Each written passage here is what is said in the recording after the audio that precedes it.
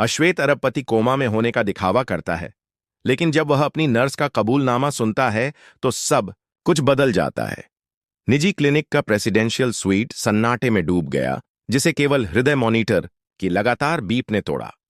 42 वर्षीय Malcolm Reynolds, प्रौद्योगिकी क्षेत्र के एक अरबपति और दुनिया की 500 सबसे बड़ी कंपनियों में से एक, 18 दिनों से बिना हिले डुले लेटे थे।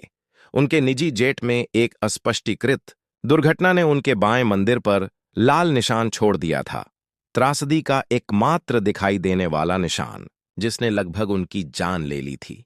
या कम से कम हर कोई ऐसा सोचता था। जो कोई नहीं जानता था, यहां तक कि उनके निजी डॉक्टर भी नहीं, वह यह था कि मैल्कम दुर्घटना के तीसरे दिन जागा था। हमें अपनी रणनीति पर पुनर्विचार करने की आवश्यकता है, विक्टर। कांच के दरवाजे के दूसरी तरफ से जूलिया रेनॉल्ड्स, जो 7 साल से उनकी पत्नी है, ने कहा।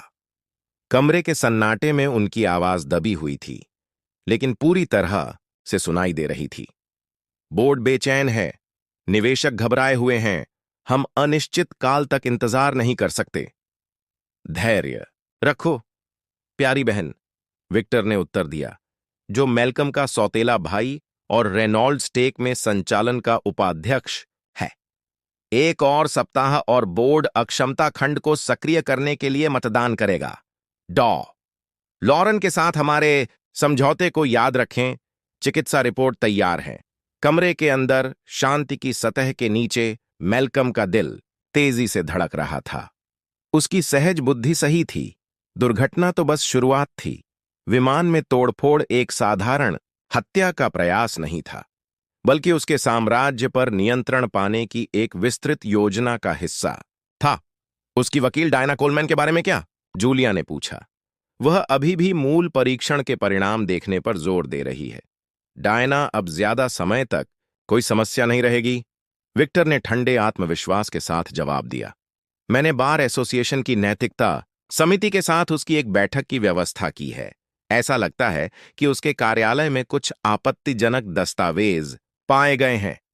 मैल्कम को अपने सबसे वफादार सलाहकार के खिलाफ साजिश के बारे में सुनकर खून खौल उठा। डायना कोलमैन कॉरपोरेट जगत की कुछ अश्वेत वकीलों में से एक, लॉ स्कूल में उनकी गुरु थीं, और फिर रेनॉल्ड्स टेक के निर्माण में उनकी दाहिनी हाथ की महिला थीं। बेडरूम का दरवाजा धीरे से खुला।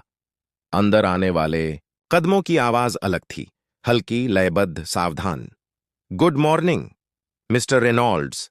आवाज स्पष्ट और पेशेवर थी, बिना उस झूठी मिठास के जो कई लोग बेहोश मरीजों से बात करते समय इस्तेमाल करते हैं। मैं माया हूं, आपकी नई नाइट नर्स। मैल्कम ने लैवेंडर की हल्की खुशबू को महसूस किया जब वह कमरे में इधर उधर घूम रही थी और उसके नब्जों की जांच कर रही थी और उसके मॉनिटर पर कुछ एडजस्ट कर रही थी। आपकी रीडिंग स्थिर है, उसने नोट्स बनाते हुए कहा। यह अच्छा है। कुछ पल के लिए सन्नाटा छा गया। फिर उसे बिस्तर के बगल में कुर्सी पर बैठे किसी व्यक्ति का हल्का वजन महसूस हुआ। मुझे नहीं पता कि तुम मुझे सुन पा रहे हो या नहीं, माया ने कहा। उसकी आवाज अब धीमी, लगभग स्वीकारोक्तिपूर्ण थी। लेकिन मुझे तुम्हें कुछ बताना है। मुझे यहां नहीं होना चाहिए। मैल्कम ने अपनी सांसों को पूरी तरह से नियंत्रित रखा, हालांकि उसकी जिज्ञासा तुरंत भड़क उठी। मुझे 3 दिन पहले तुम्हारी पिछली नर्स की जगह काम पर रखा गया था। उसने अचानक इस्तीफा दे दिया, या ऐसा मुझे बताया गया। माया रुकी, फिर करीब झुकी। उसकी आवाज सिर्फ फुसफुसाहट जैसी थी। कल रात मुझे आपके मेडिकल रिकॉर्ड की समीक्षा करते समय कुछ अजीब लगा। आपकी न्यूरोलॉजिकल स्थिति के लिए बेहोशी का स्तर प्रोटोकॉल से बहुत ज्यादा है और रिफ्लेक्स रिपोर्ट में भी विसंगतियां हैं।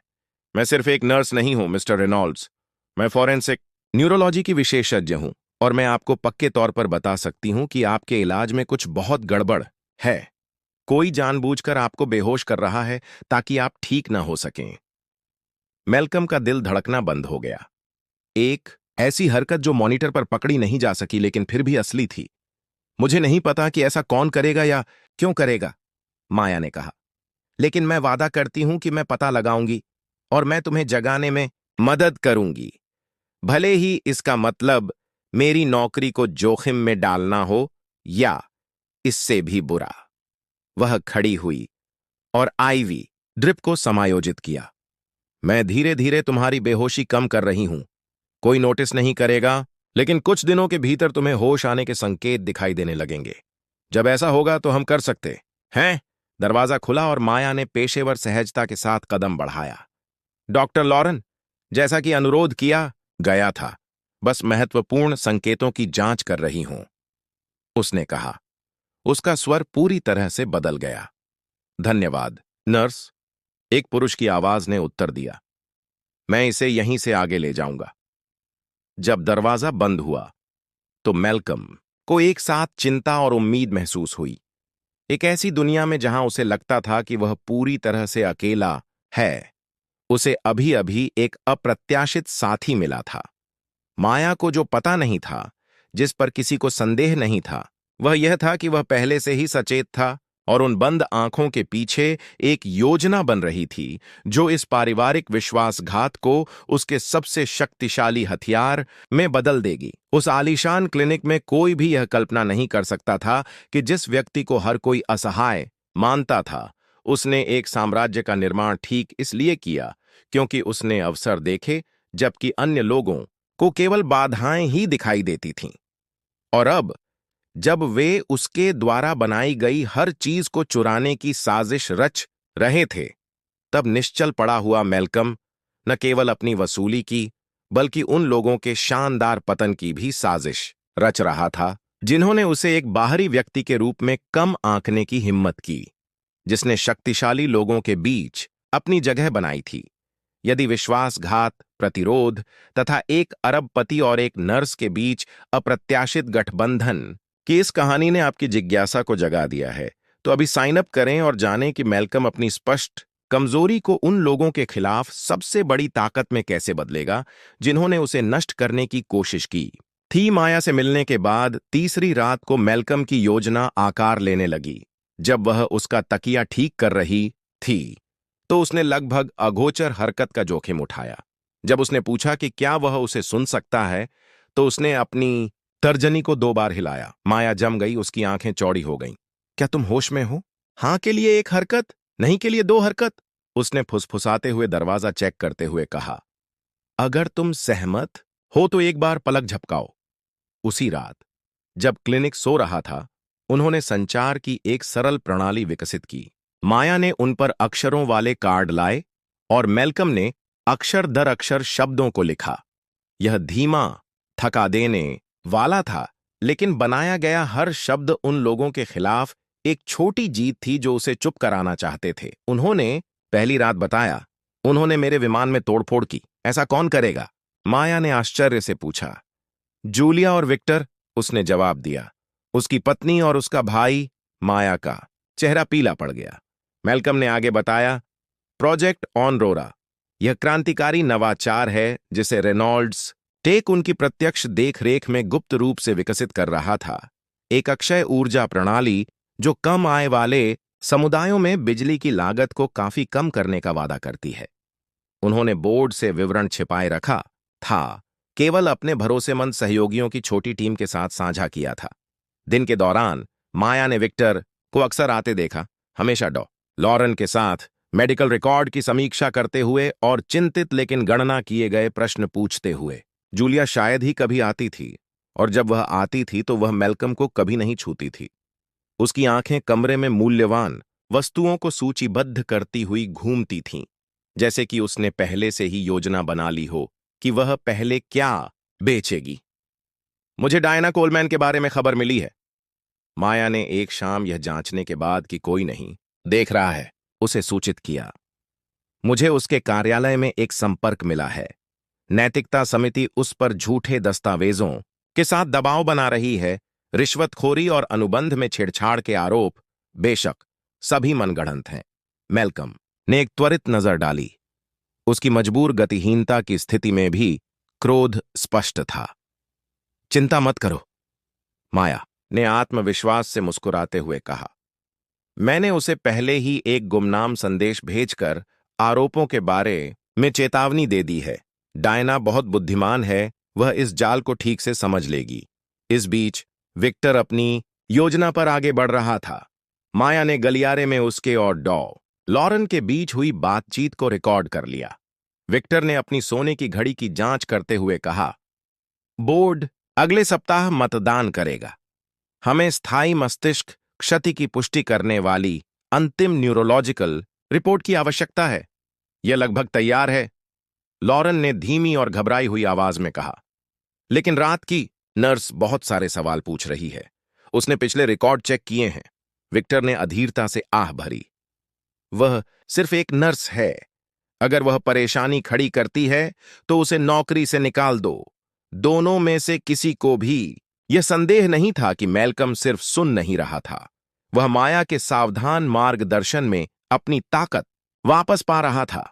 जब कोई नहीं देख रहा था तो उसने छोटे छोटे व्यायाम किए, मांसपेशियों को लचीला बनाया, उंगलियों को हिलाया, सही समय के लिए खुद को मजबूत बनाया। छठी रात को माया एक अप्रत्याशित आगंतुक को लेकर आई। मेरे यहां कोई है जिसे तुमसे मिलना है, उसने फुसफुसाते हुए कहा और अपने पीछे चुपचाप दरवाजा बंद कर दिया। मुझे उस पर पूरा भरोसा है। एक सख्त दिखने वाली महिला बिस्तर के पास आई और मैल्कम को गंभीरता से देख रही थी। मैं रेनॉल्ड्स, मैं चुन हूं, फॉरेंसिक न्यूरोलॉजी की विशेषज्ञ। माया आपके मामले को लेकर चिंतित होकर मेरे पास आई थी। उसने माया की तरफ देखा। पर्दे बंद कर दो और 30 मिनट के लिए दरवाजा बंद कर दो। चुन ने मैल्कम की सावधानीपूर्वक जांच की, बिना किसी उपकरण के जो क्लिनिक के कर्मचारियों को सचेत कर सके। कोई स्थायी न्यूरोलॉजिकल क्षति नहीं है। लंबे समय तक बेहोशी की हालत में रखना अपराध है। उसे कृत्रिम रूप से इस अवस्था में रखा जा रहा है। हमें ठोस सबूत चाहिए। माया ने तर्क दिया कि उन्हें कुछ ऐसा चाहिए जिसे अदालत में चुनौती न दी जा सके। मेरे पास एक विचार है, चुन ने अपना ब्रीफकेस खोलते हुए जवाब दिया। लेकिन यह जोखिम भरा है और इसके लिए श्री रेनॉल्ड्स के पूर्ण सहयोग की आवश्यकता होगी। अगली सुबह विक्टर विजयी मुस्कान के साथ रेनॉल्ड्स टेक एग्जीक्यूटिव बोर्डरूम में दाखिल हुआ।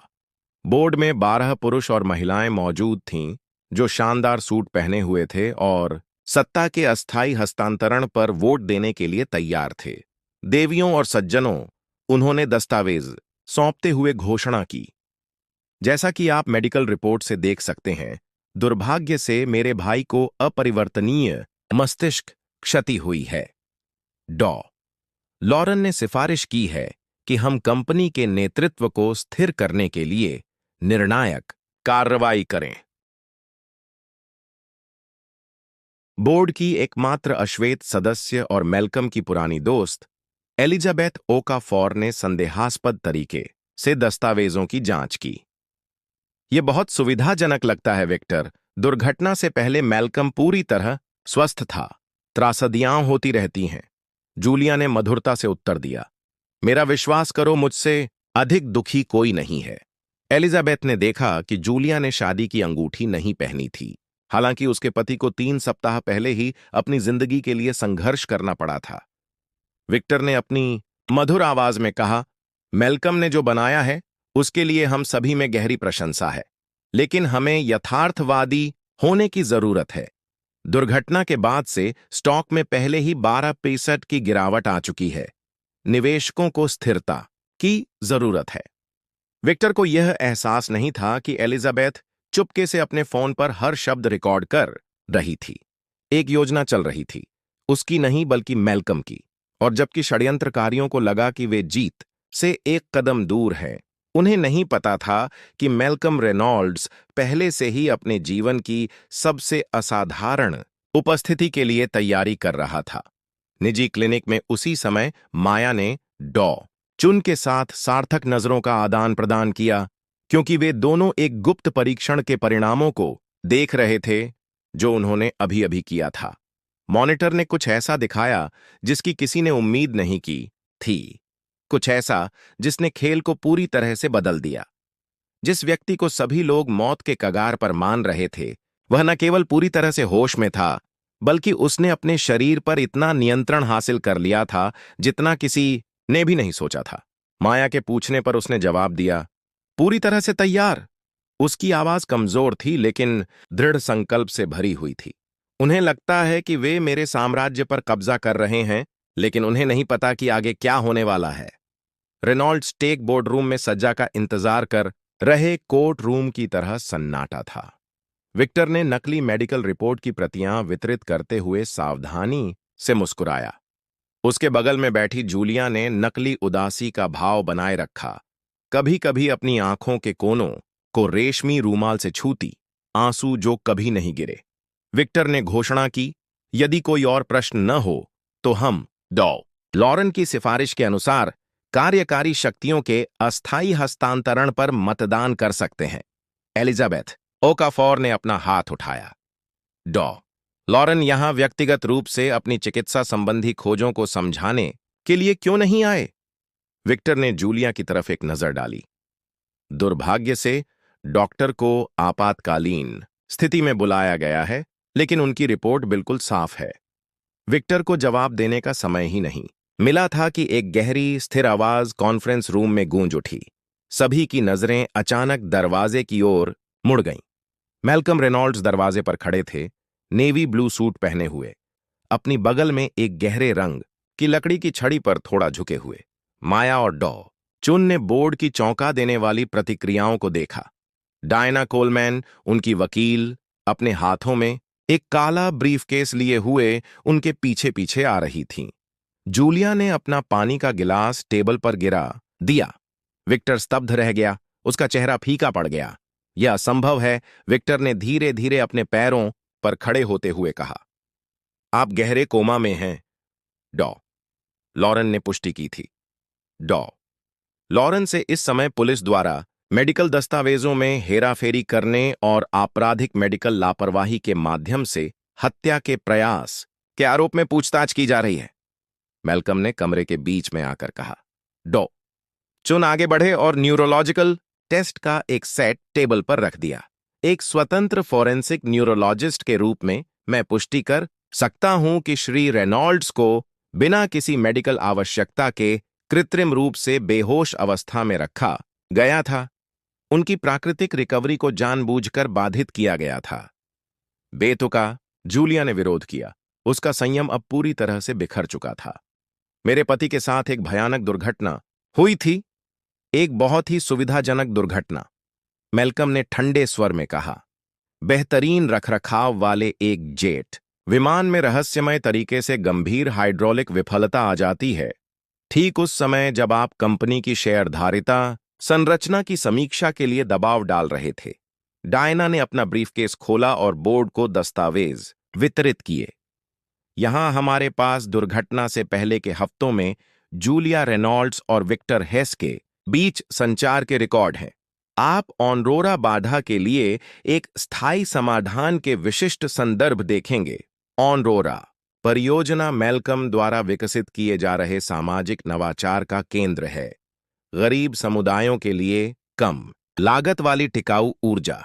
यह हास्यास्पद है। विक्टर ने नियंत्रण वापस पाने की कोशिश की। जाहिर है, हम परियोजना में तकनीकी बाधाओं के बारे में बात कर रहे हैं, मैल्कम के बारे में नहीं। मैल्कम पहली बार मुस्कुराया। माया, कृपया। नर्स एक टैबलेट लेकर आगे बढ़ी, जिस पर एक वीडियो चल रहा था। क्लिनिक के गलियारे में विक्टर डॉ लॉरेन से बात कर रहा था। बोर्ड के वोट तक उसे बेहोश रखें, फिर हम प्रकृति को अपना काम करने देंगे। इतने लंबे समय तक कोमा में रहने वाले मरीज के साथ दुर्घटनाएं होती रहती हैं। बोर्ड के सदस्य यह सब देखकर अचंभित रह गए। यह डॉ विक्टर है, विक्टर हकलाते हुए बोला। उसका चेहरा अब घबराहट से लाल हो गया था। माया ने शांति से सुधार किया। डिजिटल साक्ष्य विश्लेषण में प्रमाणित, और हमारे पास और भी बहुत कुछ है। डायना ने आगे बढ़कर एक और दस्तावेज मेज पर रखा। बैंक रिकॉर्ड, जिसमें विक्टर द्वारा नियंत्रित एक ऑफशोर कंपनी से डॉ लॉरेन को दुर्घटना से 3 दिन पहले से पर्याप्त भुगतान दिखाया गया था। एलिजाबेथ ओकाफोर गुस्से से खड़ी हो गईं। यह घिनौना है। हत्या का प्रयास, कॉरपोरेट धोखाधड़ी, पारिवारिक विश्वासघात। मैल्कम विक्टर के पास गया, जो अब पीछे हट रहा था। तुम्हें पता है विक्टर, मुझे सबसे ज्यादा किस बात ने आकर्षित किया? तुम और जूलिया ने कैसे सोचा कि तुम मुझे इतनी आसानी से हरा सकते हो? मानो मैं, जिसने इस कंपनी को जमीन से खड़ा किया है और हर मीटिंग, हर बातचीत, हर निवेश दौर में पक्षपात का सामना कर रहा हूं, बस हार मान लूंगा। जूलिया ने सब कुछ बिखरता देख एक आखिरी कार्ड आजमाया। मेलकम प्रिय, तुम भ्रमित हो।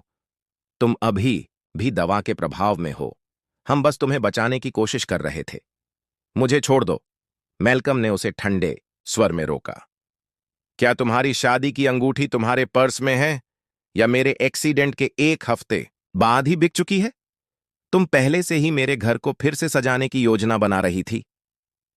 पुलिस लॉबी में इंतजार कर रही है। क्या हम मिस्टर हेस और मिसेस रेनॉल्ड्स को वहां ले जाएंगे कृपया? सुरक्षा प्रमुख ने कहा। जब गार्ड चुपचाप कमरे में दाखिल हुए, विक्टर घबरा गया। आप समझ नहीं रहे हैं? ऑनरोरा परियोजना हमारे सबसे बड़े अनुबंधों को नष्ट कर देगी। निवेशक भाग जाएंगे। विक्टर को ले जाते समय मेलकम ने शांति से कहा, यह दान नहीं है, यह भविष्य है और निवेशकों के लिए उन्होंने पहले ही इसे मंजूरी दे दी है। वोट कल रात हुआ था जब आप मेरी मौत की साजिश रच रहे थे। जब कमरा खाली हो गया और केवल स्तब्ध बोर्ड रह गया, तो मेलकम आखिरकार उस कुर्सी पर बैठ गया जिस पर विक्टर कुछ मिनट पहले बैठा था। एक पल के लिए उसके चेहरे पर थकान साफ झलक रही थी। मुझे लगा कि हम तुम्हें खो रहे हैं। एलिजाबेथ ने उसके कंधे को दबाते हुए फुसफुसाया। मैं खो गया होता। मेलकम ने माया की ओर देखते हुए कहा, यदि कोई ऐसा व्यक्ति न होता जो अन्याय में भागीदार बनने से इनकार कर देता, तब भी जब चुप रहना आसान होता। उस समय उस कमरे में कोई भी यह कल्पना नहीं कर सकता था कि मेलकम रेनॉल्ड्स के खिलाफ साजिश ने एक साधारण पारिवारिक विश्वासघात से कहीं ज्यादा गहरी बात उजागर की थी। राहत और बधाई की मुस्कुराहट के पीछे एक और भी ज्यादा परेशान करने वाला सच इंतजार कर रहा था, जो हत्या के प्रयास को विक्टर और जूलिया से कहीं ज्यादा व्यापक और ज्यादा शक्तिशाली लोगों से जोड़ता था। और जब मेलकम ने माया को डायना से बात करते देखा, तो उसके दिमाग में एक सवाल घूम रहा था। कोमा में पड़े एक अजनबी के लिए सब कुछ दांव पर लगाने वाली इस महिला की वफादारी कितनी दूर तक जाएगी? उसे जल्द ही पता चल जाएगा कि इसका जवाब न सिर्फ उसके साम्राज्य को बदल देगा, बल्कि भरोसे, शक्ति और परिवार के सच्चे अर्थ के बारे में उसकी पूरी समझ को बदल देगा। उस विस्फोटक बोर्ड मीटिंग को 6 महीने बीत चुके थे। रेनॉल्ड्स टेक मुख्यालय का कायापलट हो चुका था, न केवल शारीरिक रूप से, छत पर चमकते ऑरोरा प्रोजेक्ट के सौर पैनल के साथ, बल्कि इसके मूल उद्देश्य में भी। मेलकम ने अपने नए डिजाइन किए गए कार्यालय की खिड़की से शहर को देखा। उस सुबह के समाचार पत्रों ने अंतिम सजा की सूचना दी। विक्टर हेस को हत्या के प्रयास और कॉरपोरेट धोखाधड़ी का दोषी ठहराया गया, जिसे 15 साल की सजा सुनाई गई। जूलिया, उनकी पूर्व पत्नी, ने दलील सौदे के बाद 8 साल की सजा काटी। लॉरेन ने अपना मेडिकल लाइसेंस खो दिया था और एक अलग मुकदमे का इंतजार कर रहे थे। माया ने टैबलेट लेकर कमरे में प्रवेश करते हुए कहा, आपको यह देखना चाहिए।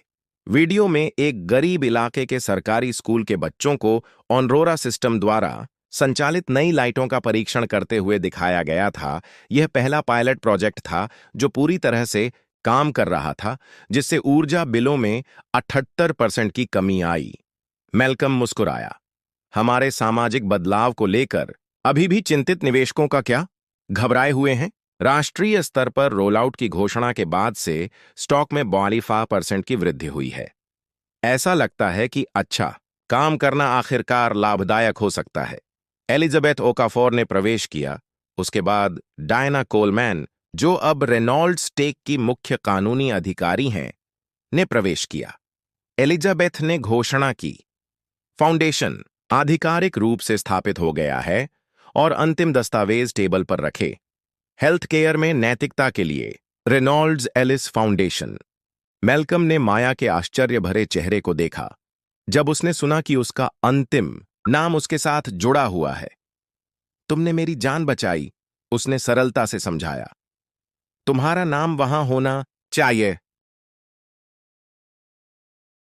मुझे अभी भी यकीन नहीं हो रहा है कि तुमने ऐसा किया। माया ने अपना सिर हिलाया। उन्होंने ऑनरोरा प्रोजेक्ट के मुनाफे का 30% अस्पतालों में नैतिक प्रथाओं को सुधारने के लिए आवंटित किया था।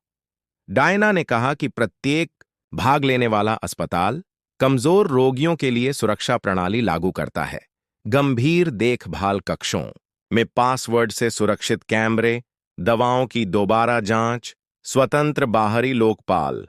वैसे, एलिजाबेथ ने बीच में टोकते हुए कहा, क्या तुम्हें पता है कि आज मुझे किसने फोन किया? जेल से विक्टर! मैल्कम ने अपनी भौहें उठाईं। और हमारा प्रिय षड्यंत्रकारी क्या समझौता करना चाहता था? माने या न माने, उन्होंने कहा कि उनके पास ऑनरोरा परियोजना को नुकसान पहुंचाने में शामिल अन्य अधिकारियों के बारे में जानकारी है। जाहिर है कि उनकी योजना में हमने जितना सोचा था उससे कहीं अधिक भागीदार थे। पारंपरिक ऊर्जा उद्योग के बड़े नाम। मैल्कम को आश्चर्य नहीं हुआ। मुझे हमेशा से पता था कि उस साजिश में कुछ और भी है। विक्टर के पास अकेले ही सब कुछ करने की खुफिया जानकारी नहीं थी। क्या तुम चाहते हो कि मैं एक मुलाकात का इंतजाम करूं? डायना ने पूछा। नहीं, मैल्कम ने खिड़की की ओर मुड़ते हुए जवाब दिया। उसे वहीं छोड़ दो जहां वह है। सच्चाई अपने आप ही अपने समय पर सामने आती है। उस दिन बाद में मैल्कम और माया कंपनी के नए शोध केंद्र में गए। विभिन्न पृष्ठभूमियों से आए युवा वैज्ञानिकों ने ऑनरोरा सिस्टम के उन्नत प्रोटोटाइप पर काम किया। माया ने टीम को देखते हुए कहा, आप जानते हैं कि मुझे सबसे ज्यादा किस बात ने प्रभावित किया? यह तकनीक नहीं है, यह संस्कृति में बदलाव है। इनमें से आधे शोधकर्ताओं को पारंपरिक निगम में कभी मौका नहीं मिला होता। मैल्कम ने सिर हिलाया। जब आप फर्श पर होते हैं, जैसे मैं उस अस्पताल के बिस्तर पर था, तो आपको पता चलता है कि कौन वास्तव में परवाह करता है और कौन सिर्फ दिखावा करता है। उस अनुभव ने मुझे लोगों को उनके चरित्र से आंकना सिखाया, न कि उनके रूप या साख से। माया ने कहा, अपनी कंपनी वापस पाने के बाद आप आगे बढ़ सकते थे। सब कुछ बदलने की क्या जरूरत थी? मैल्कम ने उसे गंभीरता से देखते हुए रुककर कहा, क्योंकि मैंने उस अस्पताल के कमरे में कुछ पाया। उद्देश्य के बिना शक्ति बेकार है। विक्टर और जूलिया के पास सब कुछ था, पैसा, स्थिति, प्रभाव, और फिर भी वे और अधिक चाहते थे, इस हद तक कि उन्होंने इसके लिए मुझे मारने की कोशिश की। और मैल्कम ने कहा, मैंने एक प्रौद्योगिकी साम्राज्य का निर्माण किया, एक शत्रुतापूर्ण कॉरपोरेट दुनिया में एक अश्वेत व्यक्ति के रूप में बाधाओं को तोड़ा। लेकिन किस लिए? मुझे यह समझने में लगभग मरना पड़ा कि सच्ची सफलता केवल इस बारे में नहीं है कि हम क्या हासिल करते हैं, यह इस बारे में है कि हम रास्ते में दूसरों के लिए क्या बनाते हैं। कार्यालय लौटते समय वे मुख्य लॉबी में एक नई इमारत के सामने रुके। एक कांच की पट्टिका जिस पर एक उद्धरण उत्कीर्ण था, सच्ची ताकत यह नहीं है कि आप कितनी शक्ति एकत्रित करते हैं, बल्कि यह है कि जब उस शक्ति को खतरा होता है तो आप कैसी प्रतिक्रिया देते हैं। माया ने मुस्कुराते हुए कहा, यह हमारी सबसे बड़ी कमजोरी के क्षणों में होता है, जब हम अपने असली सार को खोजते हैं। क्लिनिक में उन रातों के दौरान मैल्कम से कहे गए अपने शब्दों को पहचानते हुए, किसने सोचा होगा, उसने बड़बड़ाते हुए कहा, कि एक अस्थायी नर्स और एक अरबपति जो कथित तौर पर कोमा में है, इतने सारे लोगों के जीवन को बदल देगा। मैल्कम ने धीरे से उसका हाथ थाम लिया। अभी हमारा काम पूरा नहीं हुआ है, अभी तो हम शुरुआत कर रहे हैं। उस रात जब विक्टर अपनी कोठरी की ग्रे दीवारों पर विचार कर रहा था और जूलिया संघीय जेल में जीवन के साथ तालमेल बिठाने की कोशिश कर रही थी, मैल्कम और माया ने प्रोजेक्ट ऑनरोरा के सबसे बड़े विस्तार की योजनाओं को अंतिम रूप दिया। 3 महाद्वीपों पर ऐतिहासिक रूप से उपेक्षित समुदायों को सस्ती ऊर्जा पहुंचाना। मैल्कम रेनॉल्ड्स को नष्ट करने की साजिश न केवल विफल हुई थी, इसने एक ऐसे परिवर्तन को उत्प्रेरित किया था जिसकी कोई भी भविष्यवाणी नहीं कर सकता था। उनके निकट मृत्यु अनुभव ने उन्हें एक उच्च उद्देश्य के साथ पुनर्जन्म दिया, यह साबित करते हुए कि कभी-कभी हमें वास्तव में जो मायने रखता है उसे खोजने के लिए सब कुछ खोने की आवश्यकता होती है। यह कहानी हमें याद दिलाती है कि हमारी सबसे बड़ी ताकत झूठ नहीं है,